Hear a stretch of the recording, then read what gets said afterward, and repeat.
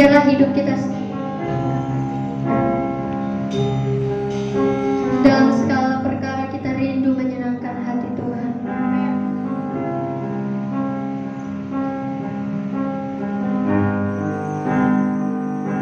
Lebih dari segalanya.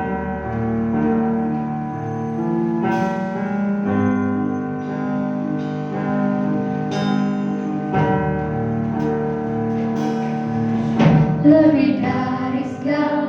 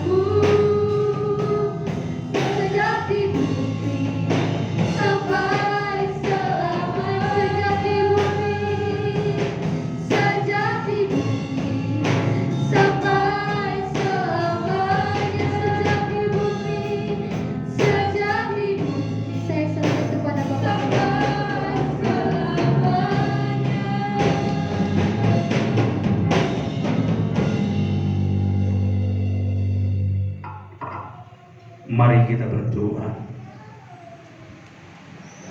Inilah kerinduan kami Bapa, untuk kami bisa selalu menyenangkan Engkau Bapa. Engkau mengenal setiap kami Tuhan yang hadir pada saat ini. Engkau mengenal akan setiap kerinduan pribadi lepas pribadi kami Bapa. Hari Minggu yang bersukacita ini, kami hadir di tempat ini. Kami rindu memuji, memuliakan, mengagungkan nama-Mu Bapa. Karena Engkau Bapa yang baik dalam kehidupan kami. Engkau Bapa pencipta langit dan bumi serta segala isinya. Engkau Bapa yang senantiasa menolong setiap kehidupan kami. Engkau Bapa yang senantiasa memberikan kekuatan dan kemampuan dalam setiap kehidupan kami. Terima kasih banyak Bapa. Terima kasih akan setiap kebaikan Tuhan yang Tuhan sudah berikan dalam setiap kehidupan kami. Dan selayaknya lah kami terus datang memuji, memuliakan dan mengagungkan Tuhan. Karena kami percaya ketika kami boleh ada pada saat ini sebagaimana kami boleh ada, itu semua boleh terjadi bukan karena kuat dan gagah kami, tapi ini semua boleh terjadi karena kasih karunia Tuhan dalam setiap kehidupan kami, sehingga kami masih boleh ada hingga saat ini. Terima kasih banyak Bapa. Kami berterima kasih dan bersyukur kepadamu. Engkau telah menolong menuntun kehidupan kami hari ini Bapa. Kami rindu Tuhan, menikmati hadirat Tuhan. Kami rindu Tuhan, merasakan jamahan tangan Tuhan dalam setiap kehidupan kami.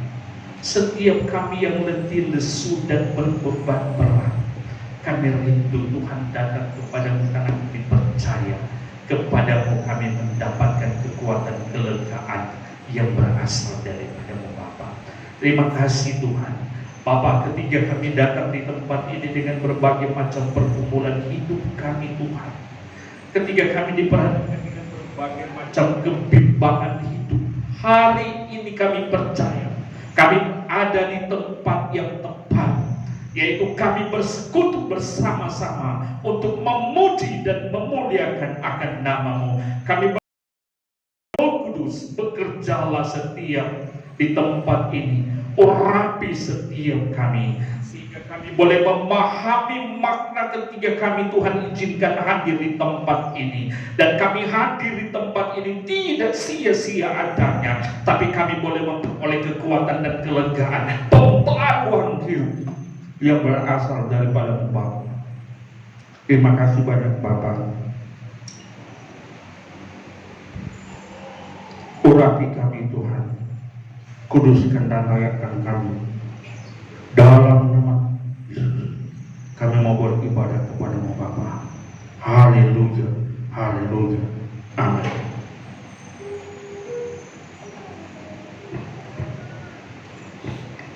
Semangat memuji Tuhan, amin. Belum semangat. Semangat memuji Tuhan. Haleluya. Kita rindu untuk selalu berada di hadirat Tuhan, amin. Tepuk tangan yang Tuhan. Aku ingin selalu berada di hadirat-Mu. Aku ingin selalu berlindung dalam naungan-Mu. Di bawah kepas sayap Tuhan, di bawah kepas sayap-Mu. Kau bawaku terbang tinggi.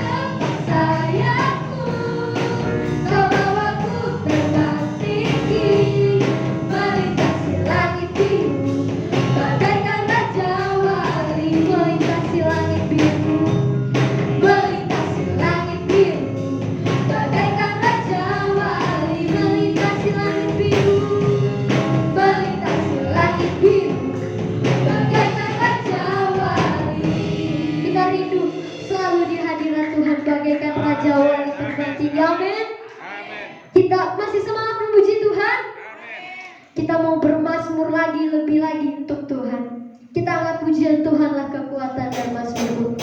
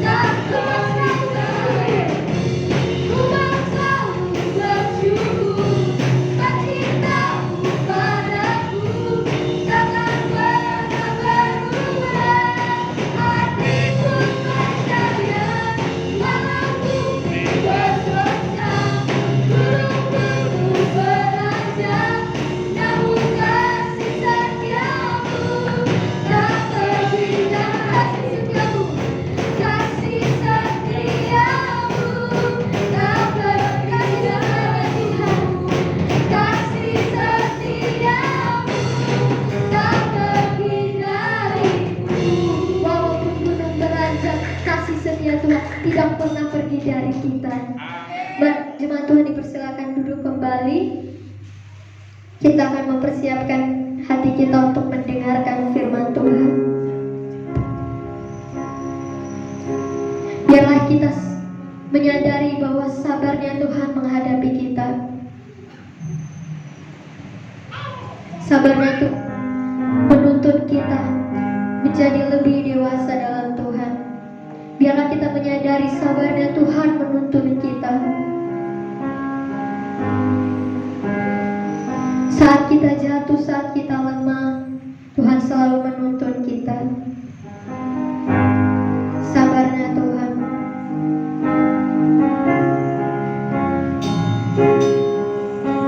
Mari kita renungkan lagu ini dengan sepenuh hati.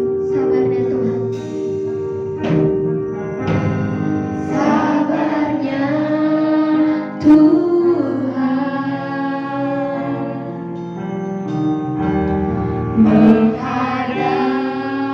menghadapiku.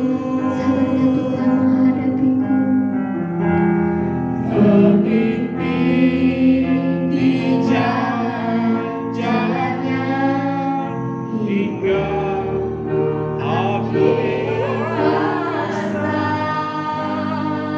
Sabarnya Tuhan, sabarnya Tuhan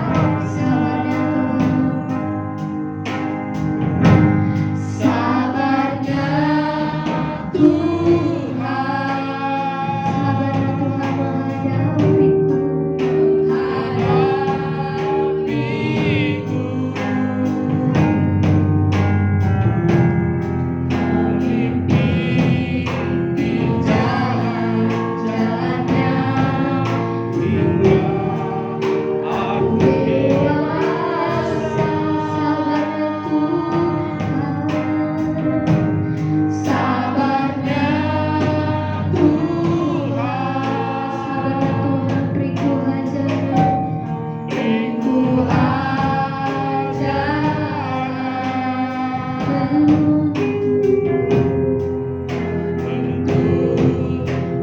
sampai sempurna dalam keputusannya.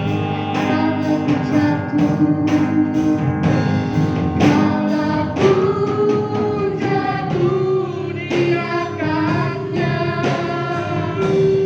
dosa-dosaku diampuni, lukaku lembut di bebannya, hidup kembali Tuhan Yesus.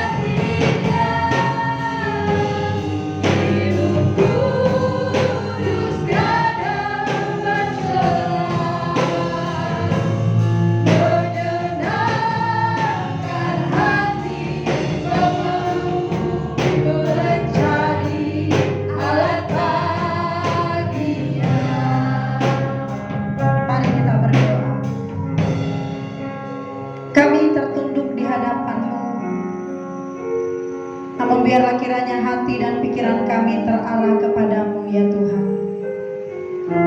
Setiap kami yang datang pada hari ini, baik hamba Tuhan, pelayan Tuhan, jemaat Tuhan, Engkau mengenal setiap hati dan pikiran kami, tidak ada yang tersembunyi ya Tuhan. Jikalau Engkau dapati pikiran yang tidak suci, hati yang tidak suci, hidup yang tidak kudus, hamba datang kepadamu ya Tuhan. Kiranya Engkau mengampuni setiap kami hamba-hamba-Mu. Berkatilah kami Tuhan, kami mau mendengarkan kebenaran firman-Mu. Karena kami tahu Tuhan, perubahan akan terjadi ketika kami mendengarkan kebenaran. Namun berikanlah kami hati seorang hamba, hati yang mau selalu taat, setia melakukan firman Tuhan, sekalipun tertati-tati ataupun jatuh dan bangun kami dalam melakukan kebenaran-Mu. Tapi biarlah Bapa, kami mau memiliki kerinduan yang dalam, sebuah perjuangan yang tidak akan pernah terpadamkan, untuk terus berusaha, berjuang, hidup berkenan di hadapan Bapa, dan hidup serupa dengan Yesus. Bapa, berkatilah kami, sehingga ketika kami datang di tempat ini, kami memiliki telinga yang benar-benar mau mendengarkan firman-Mu, mau diajar, mau dibentuk oleh kebenaran, sehingga kekristenan kami benar-benar serius. Kami kerjakan keselamatan yang Tuhan berikan, sampai menjadi murid-murid yang sejati. Bapa, tolong hamba-Mu, layakkan hamba-Mu, mampukan hamba-Mu untuk berbicara sesuai dengan perasaan. Sebagai wakil, menjadi wakil yang benar-benar menyampaikan kebenaran-Mu Tuhan, dengan rasa takut akan Tuhan. Kuasailah kami, kuasailah tempat ini ya Allah Roh Kudus. Biarlah kiranya malaikat Tuhan mengelilingi kami. Di dalam nama Yesus Tuhan kami hamba berdoa. Amin. Silakan duduk.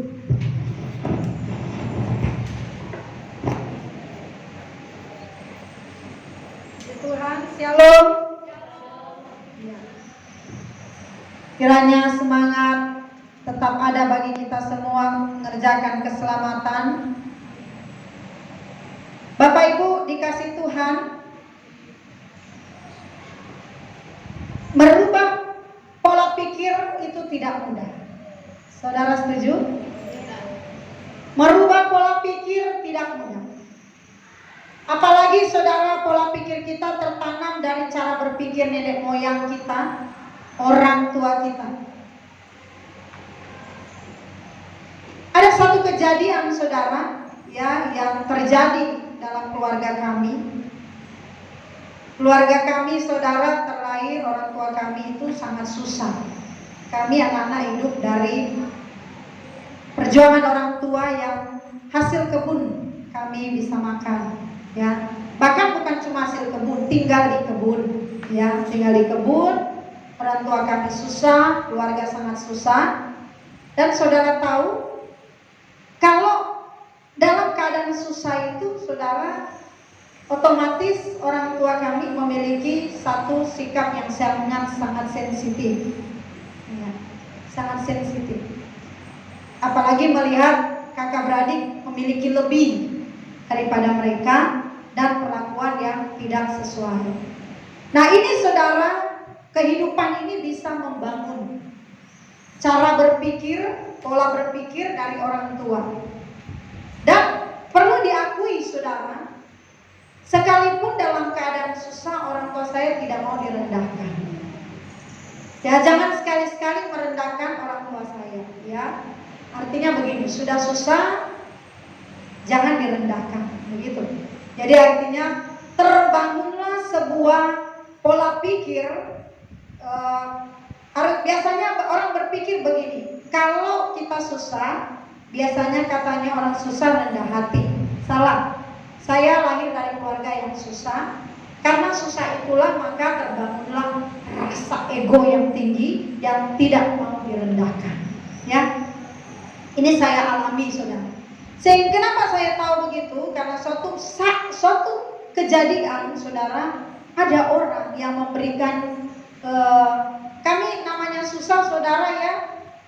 Orang tua itu karena susah anak-anak itu, maka jangan sampai terhinakan, begitulah kasarnya. Ya, jangan sampai terhinakan. Nah, suatu kelak, saudara, ada orang menyumbang baju untuk kami anak-anak karena ya mungkin baju itu sudah tidak dipakai. Waktu dikasih, saudara, menurut mereka baju itu sangat layak untuk kami keluarga yang miskin. Ya, perhatikan ceritanya supaya saudara bisa mengerti, amin. Layak untuk kami pakai. Mereka tidak tahu bahwa dalam kondisi itu papa saya itu sensitif. Ya, sensitif.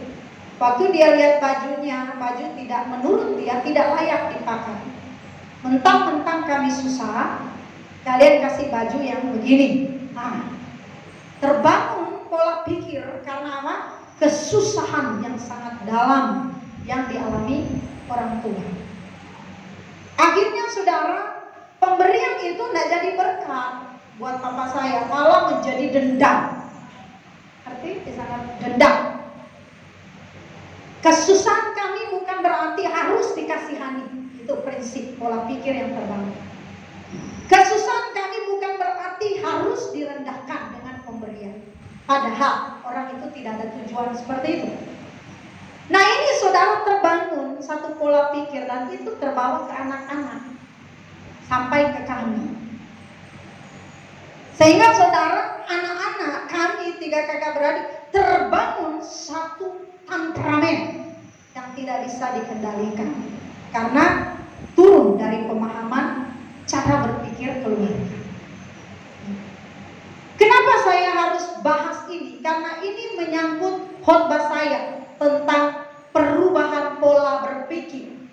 Nah, perubahan pola berpikir ini kalau sudah tertanam pikiran dari nenek moyang, pola pikir, pola hidup dari orang tua turun kepada anak-anak, tidak mudah diubah.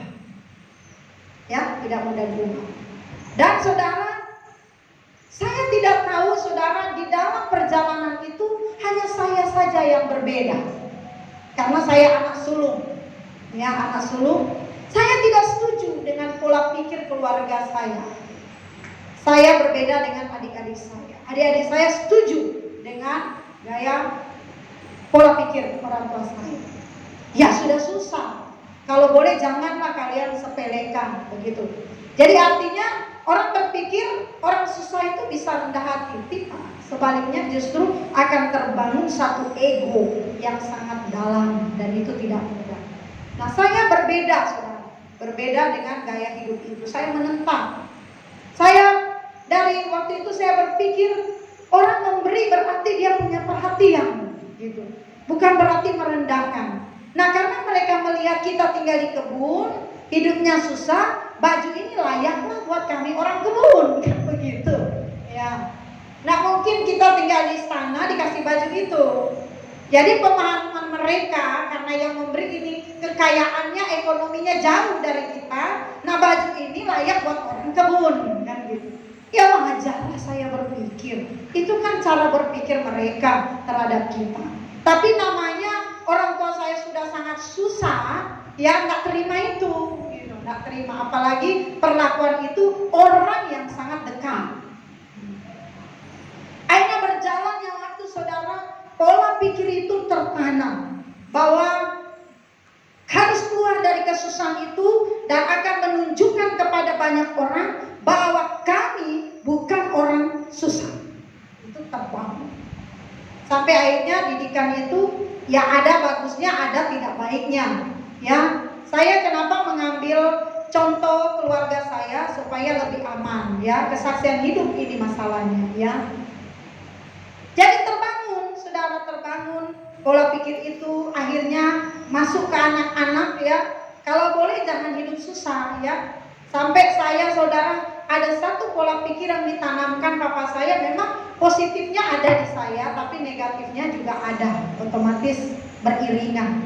Ya, nanti belajarnya waktu kita mulai pikir ini yang baik, ini yang tidak baik, ya begitu kan. dewasanya kita mulai berpikir. Nah, terbawa ada satu perkataan saudara orang tua saya begini, orang tua sudah susah, kalau boleh kamu nikah cari jodoh, jangan sampai minta 1 liter beras pada orang tua.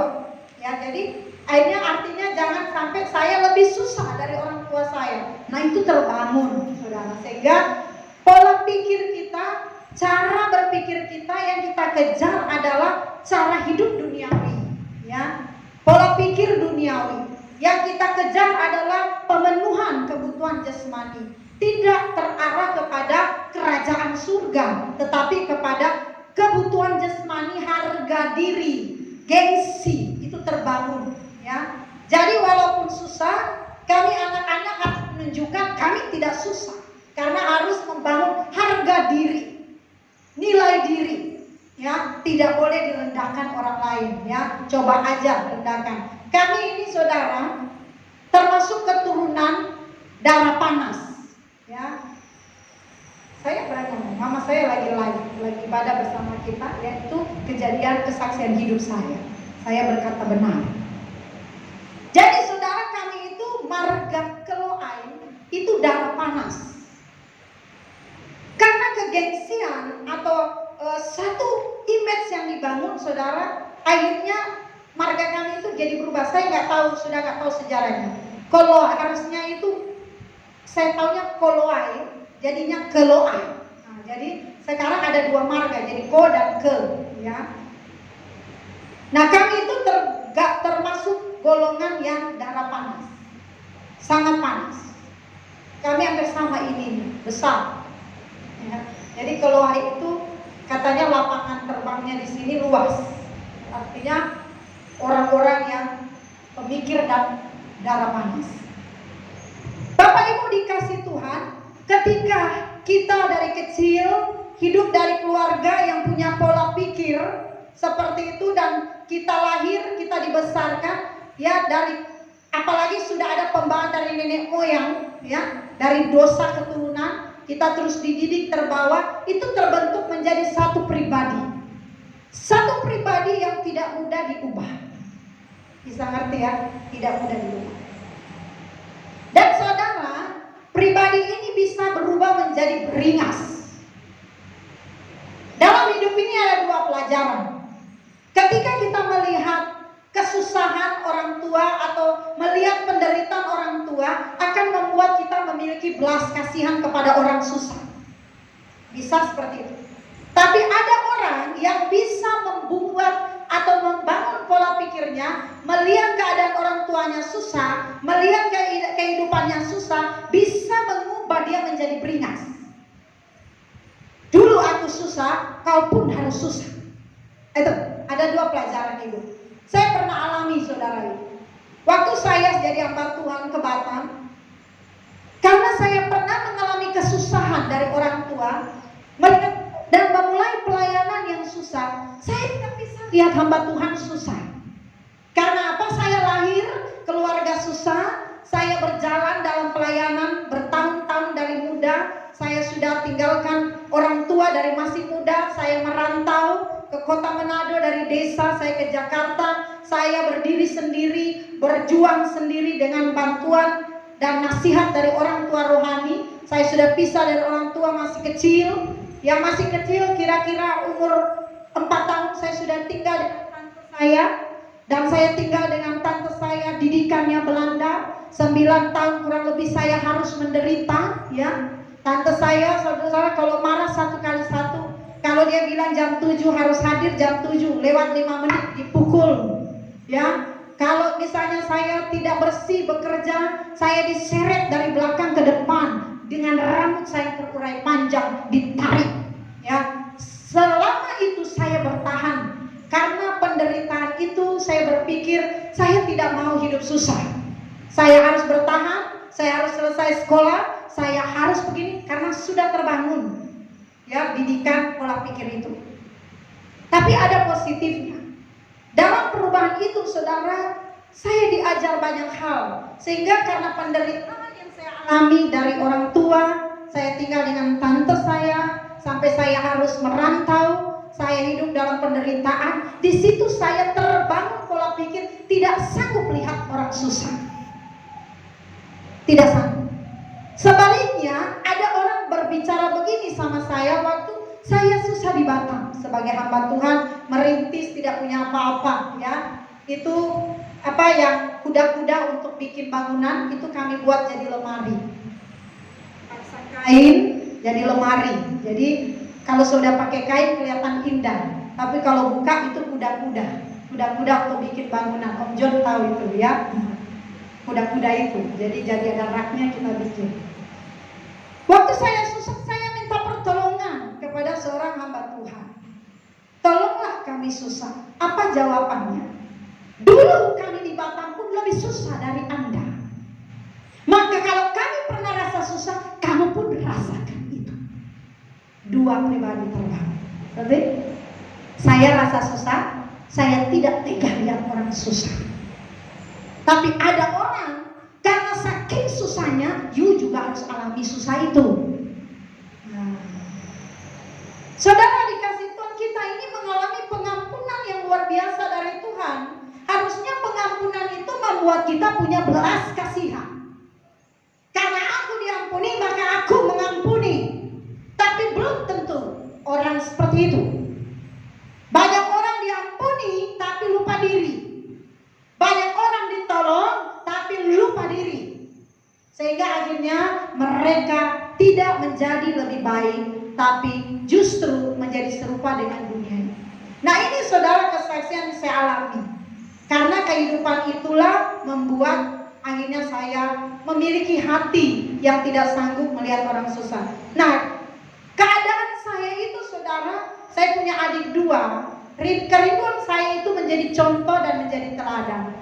Bahkan Bapak Ibu, orang-orang yang dimusuhi papa saya menjadi dendam karena waktu itu memang sangat susah. Kalau saya lukiskan kesusahan itu, saudara di sini nggak pernah ada yang sesusah saya, jadi sulit untuk dilukiskan, ya. Jadi waktu itu saudara, saya kenal orang-orang yang saya menyakiti hati papa saya, dan saya berbuat baik kepada mereka dengan cara ulang tahun saya kirim hadiah atas nama orang tua saya. Akhirnya saudara, dengan perbuatan saya setelah saya kenal Tuhan, orang tua saya dengan keluarga saya berdamai karena perbuatan baik saya. Ya, saya tidak buat keluarga berantem, saya tidak buat keluarga tambah panas, tapi ketika saya dewasa, saya menikah, saya berpikir bagaimana caranya biar keluarga saya baikan. Di dalam kondisi ulang tahun, saya mengirim hadiah atas nama keluarga. Dan akhirnya dengan perbuatan baik yang tidak seberapa, yang sangat kecil, keluarga kami itu, kakak beradik orang tua saya berdamai. Nah, banyak hal saudara yang saya kerjakan karena pelajaran hidup itu. Tetapi saudara, saya mau katakan, tidak semua orang seperti saya, termasuk adik-adik saya, ya. Dan itu tidak mudah, saudara. Waktu keadaan itu saudara, untuk menyambung hidup kami supaya kami bisa sekolah, saudara, kami terpencar 3 kakak beradik. Ya, saya terpencar di rumah tante saya, dan adik saya tinggal di panti asuhan, dan adik cowok saya kayaknya yang masih tinggal dengan orang tua. Dan harapan keluarga anak sulung bisa membiayai. Tapi saya, pada saat saya lulus sekolah, saya meresponi panggilan Tuhan masuk sekolah Alkitab. Saya sekolah Alkitab dengan tujuan saya rindu dipakai Tuhan, ya. Dan akhirnya saudara, adik saya tinggal di panti asuhan, dan saudara, ketika dia tinggal di panti asuhan, itu tidak membuat dia sangat mudah menerima kenyataan hidup. Karena ia punya orang tua, 2 masih hidup, dan untuk menyambung hidup, orang tua tidak ada niat untuk menelantarkan adik saya, tidak ada. Tapi karena kondisi kesusahan keluarga, supaya adik saya bisa hidup, bisa makan, terpaksa harus ditaruh di panti asuhan. Di panti asuhan kan bisa ditolong makannya dan lain sebagainya. Tapi adik saya tidak bisa semudah itu menerima kenyataan hidup itu. Bagi dia itu kenyataan hidup yang sangat pahit, tidak mudah. Dan itu bisa dimaklumi, saudara. Akhirnya saudara, memang dengan kenyataan itu, perjuangan dia membuat dia berhasil secara materi, ya. Adik cowok saya juga Karena dorongan itu membuat mereka berhasil secara materi. Tapi perjuangan rohani sebagai kakak, sebagai hamba Tuhan, saya terus berdoa, terus memberikan firman agar supaya mereka bisa diperkaya secara rohani. Dengan cara bagaimana? Saya juga harus memberi teladan hidup sebagai hamba Tuhan. Bapak Ibu, bicara pertobatan itu bukan cuma bicara perubahan moral, tapi bicara tentang perubahan pola berpikir. Makanya kenapa dikatakan saudara, kesempurnaan itu adalah memiliki pikiran dan perasaan yang serupa dengan Yesus. Maka pertobatan bukan cuma bicara perubahan moral, tapi perubahan pola berpikir. Kenapa saudara? Pola berpikir kita ini telah tertanam dari gaya hidup nenek moyang kita, dari orang tua kita, pergaulan kita, menghasilkan kita yang sekarang ini. Walaupun saudara ada Kristen statusnya, tetapi saudara perlu akui pikiran saudara duniawi. Betul? Status Kristen, tapi saudara perlu koreksi. Saya sudah buka saudara keadaan hidup saya. Saya tidak malu karena itu masa lalu saya. Dan ini saya sekarang. Nah, perubahan pola pikir itu, jangan berpikir hanya orang dunia yang punya pola pikir duniawi, tidak. Orang Kristen berstatus Kristen, bahkan hamba Tuhan, moral baik, tapi belum tentu pikiran saudara pikiran Kristus. Nah saudara, kalau pikiran ini gak diubah, saudara gak akan pernah mengerti kehendak Tuhan. Siapa boleh naik ke gunung Tuhan? Siapa boleh datang menyembah Dia? Hanya orang-orang yang suci hatinya yang dapat menyembah Dia. Ya. Oleh saudara, saya jujur saya bilang sama saudara ya, kalau itu saya berpikir saya sudah bisalah menjadi saksi. Biarpun uang saya 50.000, kalau saya lihat orang susah, saya nggak bisa tahan 50.000 itu. Bapak Gembala, keluarga saya tahu. Saya kayaknya bukan saya menyombongkan diri, jauhkan. Ini untuk kesaksian saudara. Nah itu tidak mudah untuk kali itu, karena pengalaman hidup itu. Saya pernah mengalami susah, ya dan lain sebagainya. Sehingga ketika saya lihat orang susah, saya merasa dia lebih susah, padahal saya lagi susahnya minta ampun. Tapi saya tetap merasa orang itu lebih susah dari saya. Karena terbangunlah rasa belas kasihan itu. Nah waktu itu saudara, saya belum bertobat, terbangun pola itu. Nah ketika bertobat, ketika belajar kebenaran, ternyata itu Yesus, saudara. Saya berpikir itu saya, tapi ketika saya belajar kebenaran, saya baru mengerti. Di GSKI lebih lagi, saya baru mengerti ternyata itu pola pikir Yesus. Coba saudara lihat, Yesus gak bisa. Yesus tuh gak bisa lihat orang susah, gak bisa lihat orang berdosa. Dikatakan maka jatuhlah belas kasihan Yesus. Itu Yesus. Dulu saya belum mengerti itu. Karena apa? Saya hanya berpikir membangun pola pikir, melihat pengalaman, membangun keadaan pola pikir saya. Nah yang membuat saya sangat mengerti itu semenjak belajar di GSKI ini. Ternyata itu pola pikir Yesus. Yesus gak bisa lihat orang berdosa, tergeraklah hatinya. Guru, orang ini harus dirajam pakai batu. Perempuan ini berdosa dan hukum Yahudi, dia harus mati. Tapi Yesus bagaimana saudara? Yesus nggak bilang, iya ambil batu banyak lempar dia sampai mati. Nggak ada yang guru, dia wanita berdosa, rajam sampai mati. Ada nggak Yesus tegak pinggang? Baru dia bilang, sini bawa batu banyak-banyak, batu kali, batu gunung, lempar dia sampai mati. Kalau belum mati saya yang bikin mati. Ada nggak Yesus ngomong gitu? Enggak. Tapi Yesus bilang apa? Jikalau ada di antara kalian yang tidak berbuat dosa, dialah pertama kali melempar wanita ini dengan batu. Terakhir Yesus bilang begini sama wanita itu, adakah di antara mereka yang melempar menghukum engkau? Wanita itu bilang, tidak guru, aku pun tidak akan menghukum engkau. Bangunlah, pergilah, dan jangan berbuat dosa lagi. Itu hati Yesus. Amin.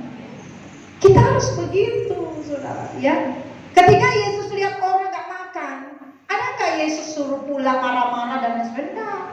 Waktu orang berbondong-bondong ikut Yesus, banyak orang ikut Yesus gak makan, rupanya mereka muridnya bilang, guru suruh mereka pulang. Kalau mereka ikut, murid-muridnya udah berpikir nih, kalau mereka ikut makan apa? Tapi ada gak Yesus punya pikiran seperti mereka? Enggak. Yesus biarkan mereka datang. Baru Tuhan Yesus bilang murid-muridnya, ada apa di tangan kalian? 5 roti dan 2 ikan, kumpulkan sini. Mari Yesus mengucap syukur dan berdoa. 5 roti dan 2 ikan bisa memberi makan 5.000 orang, belum istri dan anak-anaknya. Itu Yesus, saudara. Ketika melihat orang susah, maka tergeraklah hatinya. Ketika lihat orang lapar, tergeraklah hati. Ketika lihat orang berdosa, tergeraklah hatinya. Yesus punya hati yang luar biasa. Itu mulai dari pikiran itu. Ya. Maka saudara, kalau pikiran kita ini sulit dikendalikan, ya jangan terlalu perhatikan hidup orang lain, perhatikan hidupmu. Karena kalau kita perhatikan hidup kita bisa kuasai pikiran itu, mengubah hidup kita. Kalau kita cuma perhatikan hidup orang, maka kita akan terjebak pada pikiran yang tidak kudus. Sulit, saudara. Kadang saya sedih begini, ya, sedihnya orang gak mengerti pertobatan. Nah, bagi adik-adik remaja yang baru dibaptis, ada juga yang dewasa, orang tua yang baru dibaptis, pertobatan itu bukan bicara moral baik saja. Saudara, mengubah moral jahat jadi baik, pikiran hati harus diubah. Itu pertobatan metanoia, pertobatan yang sejati, pertobatan yang diinginkan Tuhan. Nah, ketika saudara bisa merubah pola berpikir, maka arah hidup yang tadinya berorientasi atau tertuju kepada hal-hal duniawi, tertuju kepada materi, ketika diubah pola pikir saudara bertobat, maka pola pikirmu berpindah kepada kerajaan surga atau hal-hal surgawi. Itu baru pertobatan. Yang tadinya saudara punya pola pikir yang tidak diubah, berorientasi kepada materi, kepada kedudukan, kepada pangkat, kepada harga diri, nilai diri, ya, kepada fokus pemenuhan kebutuhan jasmani. Ya, tapi ketika Anda bertobat, mengubah pikiran saudara, maka berpindah kepada hal-hal surgawi, hal-hal rohani. Pandangan saudara berubah. Nah, saudaraku, ini tidak mudah. Saya juga merasakan itu tidak mudah, karena saya melihat yang terjadi kepada adik-adik saya, terjadi kepada keluarga saya. Nah, tidak mudah, saudara. Maka kalau saudara nggak latih sekarang, itu akan kesulitan, saudara. Sedangkan hidup kita punya tugas untuk menjadi teladan bagi orang lain. Amin. Kita punya tugas untuk jadi contoh, memperagakan hidup Yesus kepada orang lain. Nah, kalau kita tidak memiliki perubahan pola berpikir, maka kita punya sikap duniawi. Kita punya cara dunia. Ya, seperti tadi saya katakan, kalau orang sudah tertanam pola pikir nenek moyang tidak berubah, maka dia akan jadi sadis hidupnya, kejam. Pernah gak saudara dengar orang berpikir, saya aja mau makan susah kok, uang buru-buru saya mikirin tetangga. Karena apa? Pola pikirnya sudah terbangun. Tapi kalau saudara belajar seperti Yesus, maka 1 roti saudara bisa bagi 2 roti. Saya setengah, kamu setengah. Saya ngalami itu, saudara. Saya ngalami, saudara. Satu kali jemaat bilang, ibu kami tidak punya beras, tidak punya duit. Saya rogoh kantong saya bilang uang saya tinggal 50.000. Oh, kalau beli ini bisa ngutang di warung, tapi kalau beli beras tidak bisa ngutang. Ayolah kita ke warung. Ya, jadi ke warung 50.000 itu beli beras dapat berapa? Oh, dapat berapa kilo? Maka kami bisa bon, ya, cabai, tomat, bawang, dan beras kami beli cash. Baru beras 50.000 kami beli, kami bagi 3 orang. Saya dan 2 orang. Takut nggak kita kekurangan? Enggak lah. Hari itu saya habis, besok saya dapat lebih 2 kali lipat. Tapi tujuan saya bukan itu. Ya, Saya bukan tujuan, saya beri dia 50.000 beli beras, saya percaya besok saya dapat 1 karung beras. Nggak ada, motivasi saya nggak ada itu. Intinya motivasi saya hari ini makan, besok terserah Tuhan. Dan ternyata besoknya saya masih bisa makan. Bahkan beras saya sampai hari ini tidak berkekurangan. Walaupun beli 5 kilo, 10 kilo, tetap juga ada nasi, ada makan. Amin.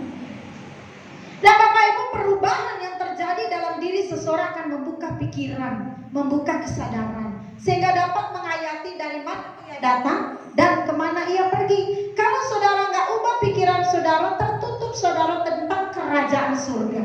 Akan tertutup pikiran saudara terhadap janji-janji Tuhan untuk hidup kekalmu. Maka pikiran ini harus diubah, paksa saudara, paksa diubah.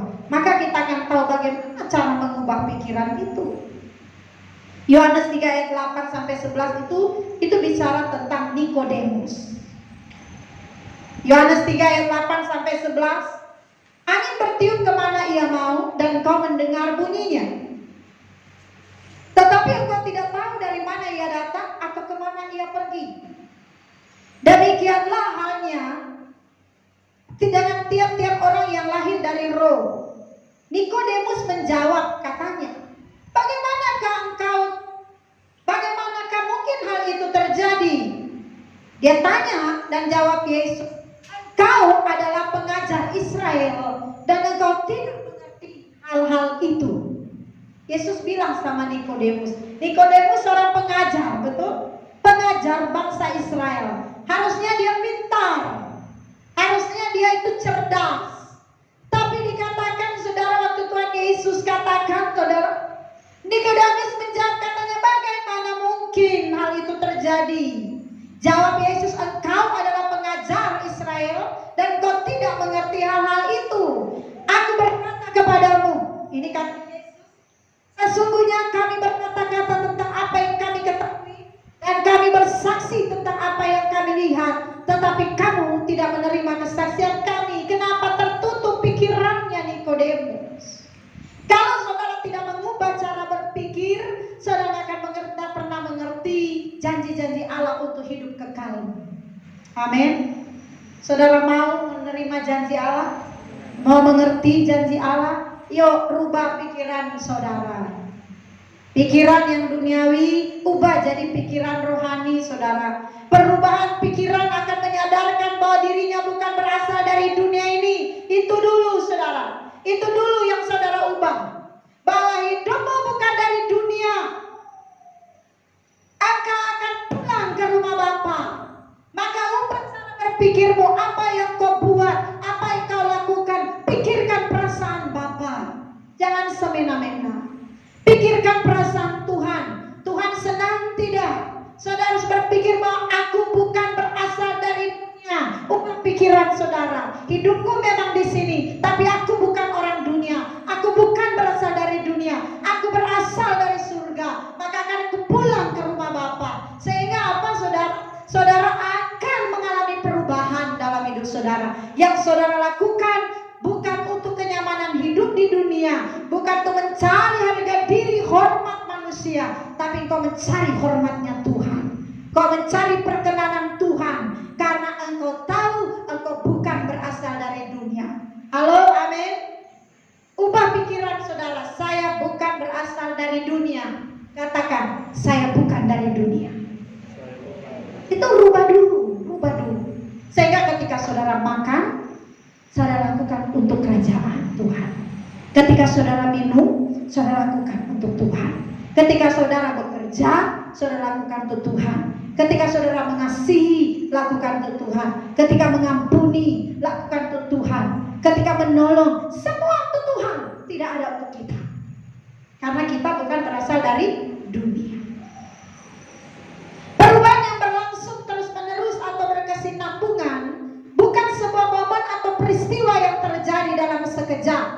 Bicara terhadap sebuah perubahan dapat digambarkan seperti sebuah garis yang panjang, bukan sebuah titik. Nah saudara, untuk mengalami perubahan perlu ada yang memberitakan Injil kebenaran. Amin. Sebuah bangsa kalau mau mengalami transformasi tidak cukup dengan doa,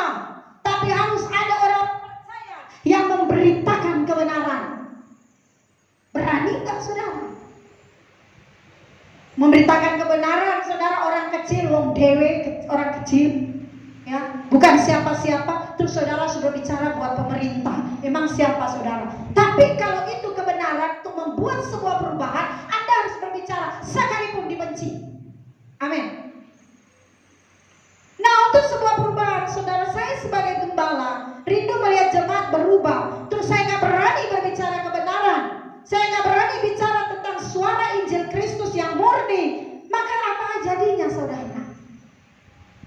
Saya pilih mana? Saya diterima oleh saudara atau saya dibenci karena kebenaran? Saudara terima saya, Tuhan tolak saya. Saya lebih terima saudara tolak saya daripada Tuhan. Saya lebih pilih saudara benci saya daripada Tuhan. Kebenaran tetap harus saya beritakan. Karena kalau nggak diberitakan, pikiranmu nggak bisa berubah. Nah, kalau pikiran mau kebenaran harus diberitakan. Contohnya, saudara punya cara menggunakan uang.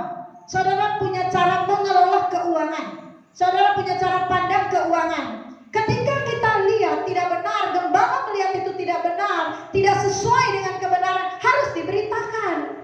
Walaupun saudara katanya beritakan uang itu sensitif, nanti dibilang pendeta matre, gak apa-apa. Daripada saudara jadi tersesat dengan pikiran saudara yang materialistis. Karena kalau saudara materialistis gak dapat bagian dalam kerajaan surga. Gak ada. Orang yang matre terikat dengan mamon gak ada tempat di surga. Nah, kalau gembala, seorang pemberita Injil tidak berani menyatakan ini, mau apa yang terjadi buat jemaat? Apa saya harus beritakan, saudaraku Anda diberkati, walaupun saudara begini lemah, letih, lesu, longlai, Tuhan tetap memberkati. Walaupun saudara nggak setia, nggak bisa saudara. Kebenaran adalah kebenaran. Nah, banyak sekali hamba Tuhan sekarang ini saudara, karena terintimidasi oleh jemaat, takut memberitakan kebenaran. Apalagi kalau jemaatnya banyak duit, udah pelototin pendetanya.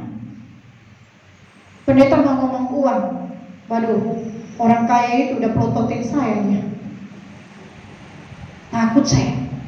Apalagi kalau pendetanya yang apa kata orang kaya itu, biarpun salah tetap dia buat. Namanya uangnya banyak yang masuk di gereja kan.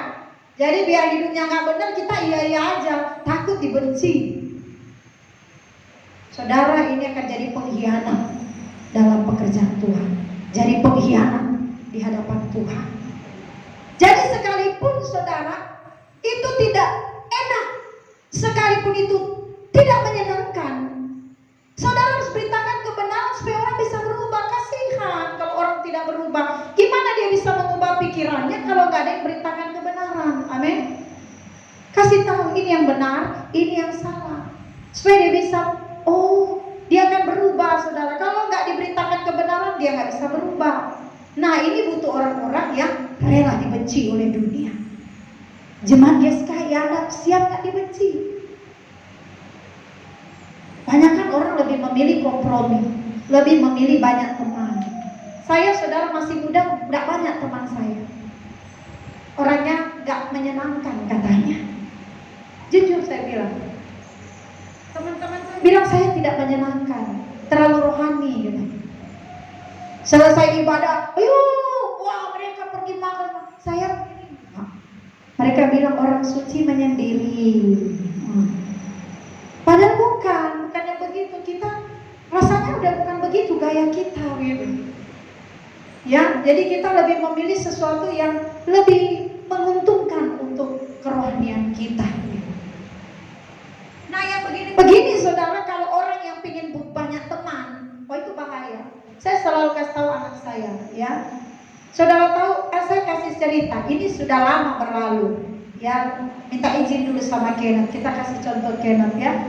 Dulu Kenneth waktu kecil itu saudara, dia orangnya lembut sekali.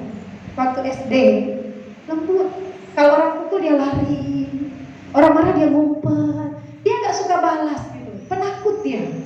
Sampai gurunya itu bilang begini saya di sekolah, Bu, anak ibu itu dapat penghargaan persahabatan. Jadi dia suka ngedamain orang walaupun nanti dia dibully, ya, sering dibikin suka. Saya masih ingat dia kecil ya, kalau diajak teman berantem, ayo berantem kita. Dia ladenin, tapi waktu mau berantem dia mundur, ya. Temannya bilang, ayo apa lu? Dia juga apa lu, mundur, ya. Karena dia nggak suka kekerasan, dia nggak suka berantem. Ternyata itu saudara yang membuat dia jadi semena-mena orang berlaku sama dia, ya. Teman-temannya itu semena-mena jadinya. Nah, ini agak sedikit bukan ini lelucuan sedikit, ya. Dia ngomong sama omanya, pulang-pulang dia bilang, kenapa lagi nangis kata omanya? Papanya dipukul sama teman, udah ngalah, udah ampuni, gitu kan ya. Omanya dengar, anak pulang nangis terus. Kenapa kamu? Ya saya belum nangis. Sini oma ajarin. Kalau nanti kamu dipukul, pukul dia. Emang boleh oma? Bela diri. Pokoknya sekarang kamu tidak boleh pulang menangis, ya. Kalau pulang menangis oma pukul kamu. Jadi kalau di sekolah dipukul, pukul. Kata omanya. Betul. Ke sekolah dia pukul omanya. Ya, karena omanya ini bercanda mungkin, tapi anak udah tanggap serius atau memang omanya serius, saya nggak tahu juga. Jadi di sekolah, orang pukul dia pukul balik gitu ya. Jadi udah nggak nangis dia pulang, dia rasa hebat ya. Dia tunjukin omanya dia berhasil. Nah ternyata saudara, Kenneth ini sudah tanpa sadar mungkin terbangunlah dalam pikiran dia, orang suka-suka sama dia. Ya dia sempat ingin belajar karate lah, kateda. Dia ingin membangun sebuah harga diri, nilai diri, ya. Dan saudara, saya tahu anak saya ini baik sekali. Saya nggak pernah percaya orang lapor Kenneth itu tidak baik, tidak pernah percaya. Berani lapor dia tidak baik, orang itu saya benci. Karena saya kenal dia dari kecil itu lemes gitu, nggak berani berantem. Sampai satu kali bapak bilang, kamu jangan percaya, coba lihat dulu Kenneth, ya. Akhirnya dia ngaku dosa, ya. Nah dia ngaku dosa, maka saya berani ngomong. Jadi di SMP itu ternyata dia sudah berubah, bukan Kenneth yang kecil itu. Dia sudah jadi Kenneth yang suka berantem. Tapi saya tidak percaya itu saudara. Ya, satu kali kami dipanggil di sekolah, dia lompat pagar, pergi nonton bola sama teman-temannya. Tapi mereka bilang pagarnya sudah roboh. Jadi nggak lompat, mereka cuma lewat. Nggak tahu siapa yang robohin, dia tinggal lewat. Mungkin teman yang robohin dia lewat. Ternyata saudara, kenapa? Ya di pergaulan itu teman-temannya itu suka malak lah. Duit dulu. Jadi akhirnya itu terbangun sama dia. Ya mungkin dia ingat juga omanya bilang lawan. Jadi sudah terbangun pola pikir itu saudara. Ya. Padahal dari kecil kami didik kebenaran, kok bisa berubah? Tanpa saya tahu, tanpa pengetahuan, karena kita tahu dia baik, ya kan? Ternyata dia bilang, mami, sekarang ini dia sekarang SMA. Dia bilang, mami pelan-pelan lah yang ngerti, Kenneth mau berubah. Saya bilang, semenjak kapan kamu begini? Semenjak SMP. Dia ngaku di SMP itu, mami, Kenneth sebenarnya udah termasuk golongan anak nakal. Karena dengan teman-teman, ya kalau lewat mereka palak, 20.000, 2.000. Jadi kan akhirnya membuat dia jadi berani. Nah itu terbangun dari luar. Dari dalam kita didik, dari luar membangun pola pikirnya. Dan yang paling ngeri adalah dia takut kehilangan teman. Jadi akhirnya mau nggak mau, ya daripada dia nggak ada teman, dia ikutlah temennya. Gitu. Tapi akhirnya puji Tuhan tidak terlambat. Ya dia mencari jati diri. Katanya kalau anak SMP itu masa-masa mencari jati diri, benar? Tapi karena kita kawal terus, dia tetap di gereja, dia tetap cari kebenaran, dia dengar kebenaran, akhirnya SMA itu mulai kembali kepada perilakunya yang benar, normal. Nah itu masa-masa jati diri anak-anak kita harus dijaga loh, ibu-ibu, bapak-bapak. Jangan kita berpikir dia yang dulu, lugu, baik dan lain sebagainya. Perkembangan zaman, perkembangan teknologi, perkembangan pergaulan itu bisa merusak anak-anak kita. Amin. Kita tahu di gereja dia manis, belum tentu di luar dia manis. Di rumah kita tahu dia manis, belum tentu di luar dia manis. Karena perubahan teknologi. Di kamar aja anak kita bisa rusak, Bapak Ibu. Sekarang mau bergaul kan COVID, sekolah. Sekarang nggak sekolah, online, betul?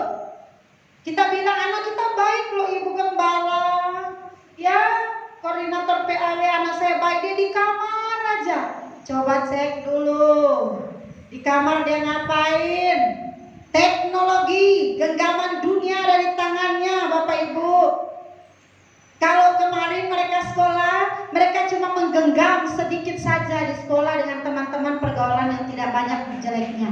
Tapi sekarang walaupun mereka di kamar, mereka menggenggam dunia.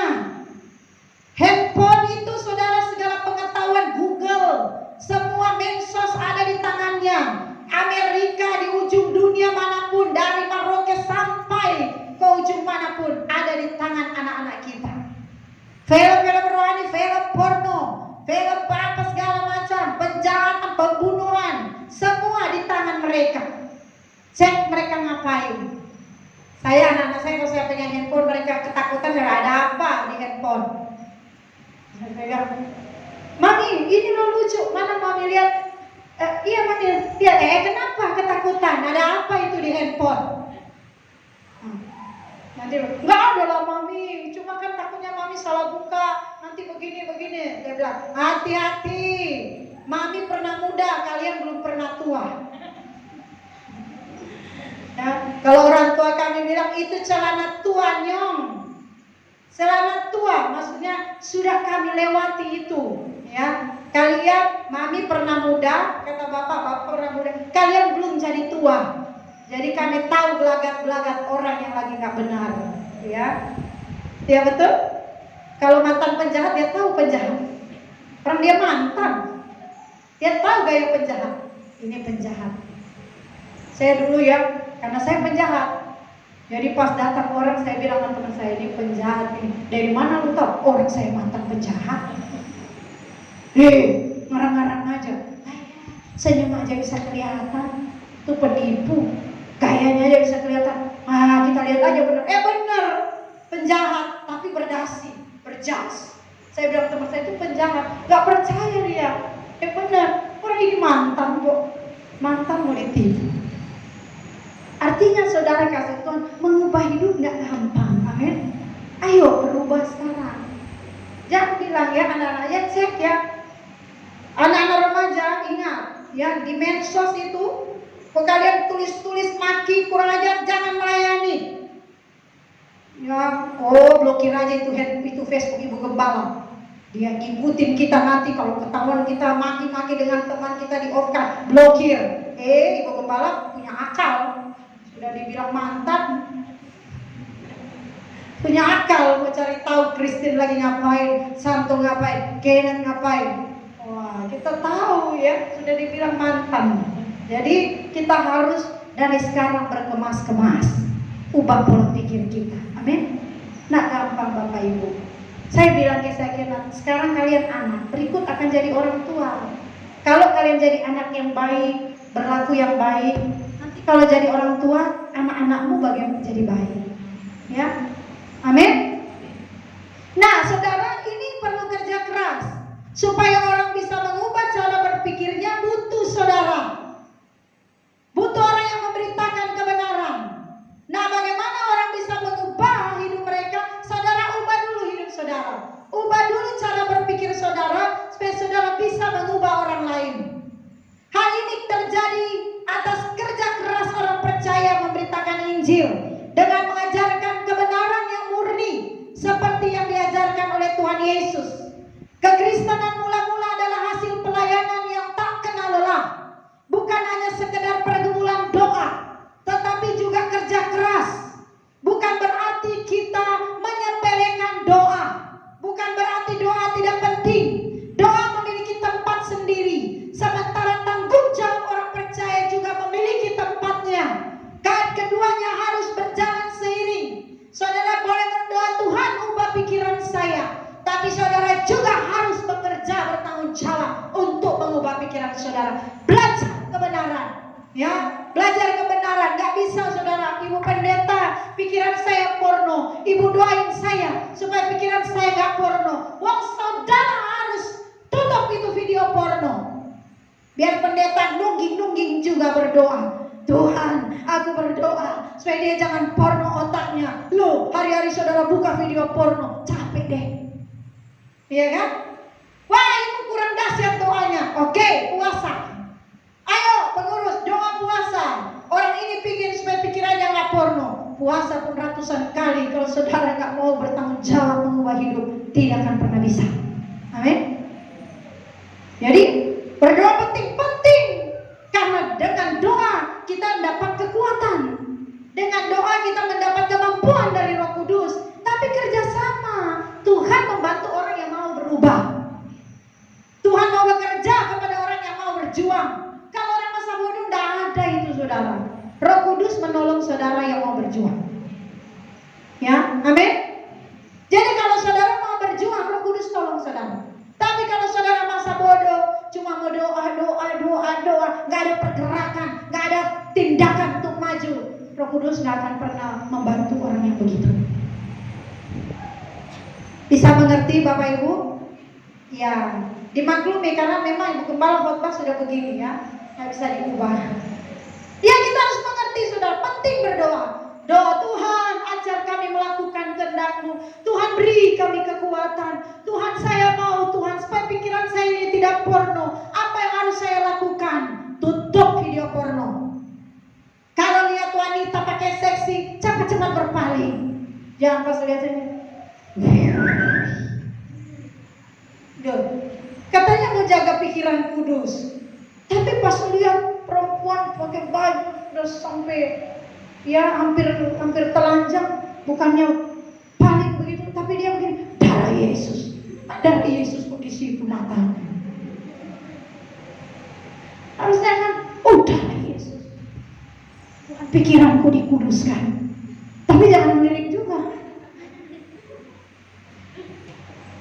Ada seorang hamba Tuhan begini, pas dia lihat orang yang seksi, mulus gitu ya, nggak bisa dipungkiri, kita normal saudara. Masa dia mulus kita bilang kudisan? Emang mulus kok. Akuilah ya kan. Keren, cantik, licin, bersih. Baru dia bilang, istrinya pas lihat, ngapain suamiku ini lihat-lihat orang mulus? Baru dia takut, baru dia bilang, indahnya ciptaan Tuhan. Dia kaget tuh, istrinya lagi di belakang, dia baru sadar. Karena dia takut dimarah, dia bilang, indahnya ciptaan Tuhan. Baru istrinya, dia menikmati ciptaan Tuhan.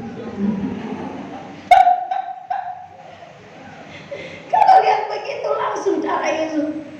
Pak Erastus bilang begini, jangan, kata orang bilang begini, kalau masuk telinga kiri, biarkan keluar dari telinga kanan. Kata Pak Erastus bilang, jangan biarkan dia masuk. Kok masuk telinga kiri, keluar telinga kanan? Minimal ada nyangkut di sini. Tidak semua dia keluar, betul? Ya lalu, tapi sekarang dia tidur, dia ngebayang terus. Karena apa? Masuk telinga kiri, keluar telinga kanan, nyangkut dia. Bapak Ibu dikasih Tuhan, ayo kita berjuang, berdoa, Tuhan kuduskan pikiran saya. Caranya bagaimana? Cari tahu kebenaran, cari tahu firman. Nah kalau Tuhan sudah bicara, dengar-dengaran, jangan mau tunggu diceler. Kalau sudah tahu kebenaran, jaga kekudusan. Tuhan, kalau memang itu betul, biarlah Tuhan berbicara. Oke, Tuhan jewer. Kan mau tunggu aku berbicara. Sudah firman Tuhan bicara, hamba Tuhan bicara. Mau tunggu lagi aku bicara, aku jewer, tidak masalah.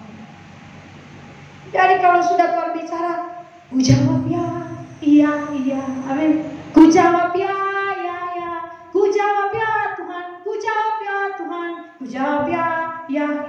Bertindak, lakukan kebenaran. Jangan bilang lagi Tuhan teguhkanlah hatiku. Bila itu suara Tuhan, hati-hati saudara. Ya, kalau Tuhan berbicara beda saudara.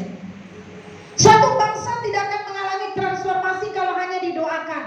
Tetapi harus ada orang percaya yang bekerja keras mengubah pola berpikir masyarakat.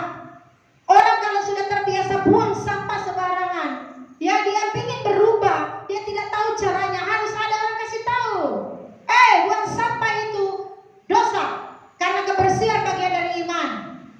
Amin. Tapi kalau nggak ada yang kasih tahu, ini buang aja. Buang sampah, buang sampah sembarangan gitu kan, ya buang. Baru ditanya, kenapa buang sembarangan? Emangnya ada larangan? Ya kan pemerintah larang, kan nggak dilihat, RT RW jauh.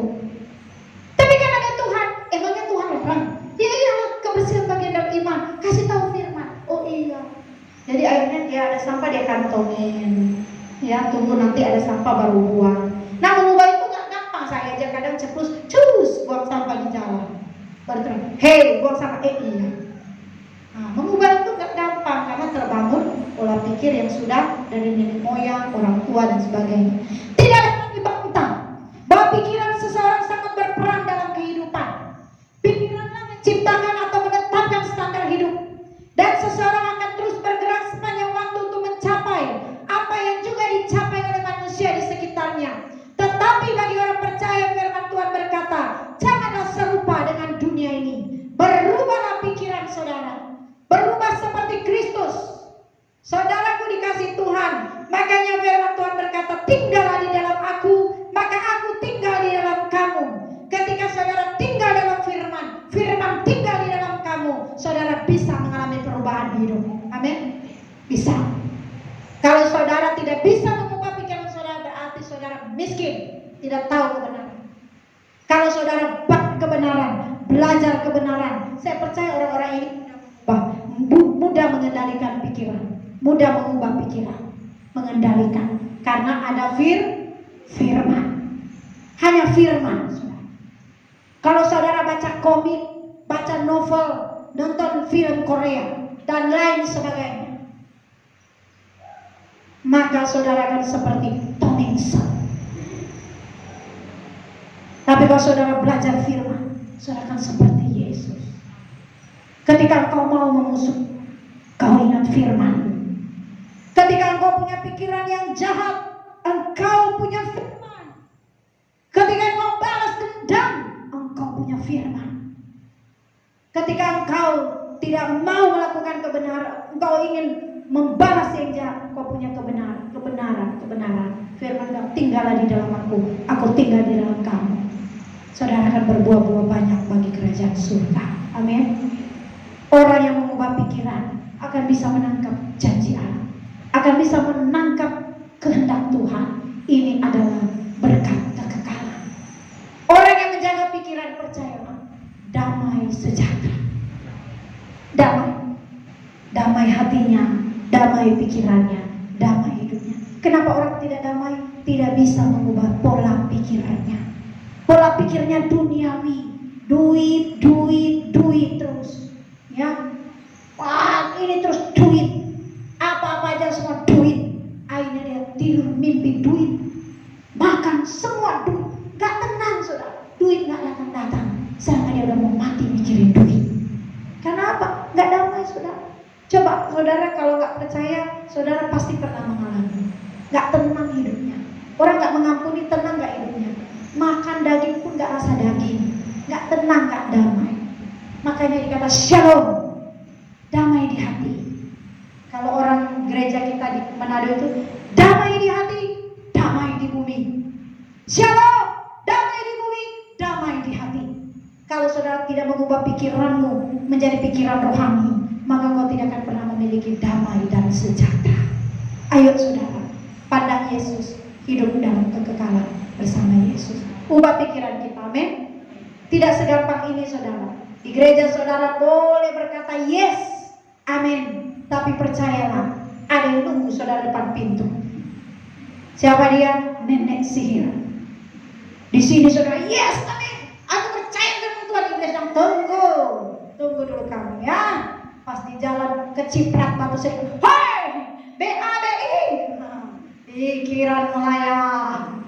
Karena itu saudara perlu perjuangan, perlu ketekunan. Amin. Karena setiap hidup ada ujian. Ujian kita masing-masing berbeda. Salib kita masing-masing berbeda. Tuhan Yesus memberkati kita semua. Mari kita bangkit, kita akan persiapkan diri masuk perjamuan suci.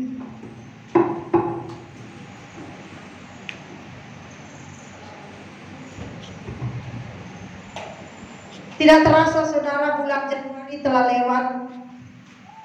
Kita sudah masuk minggu pertama bulan Februari. Cepatnya bulan berganti bulan.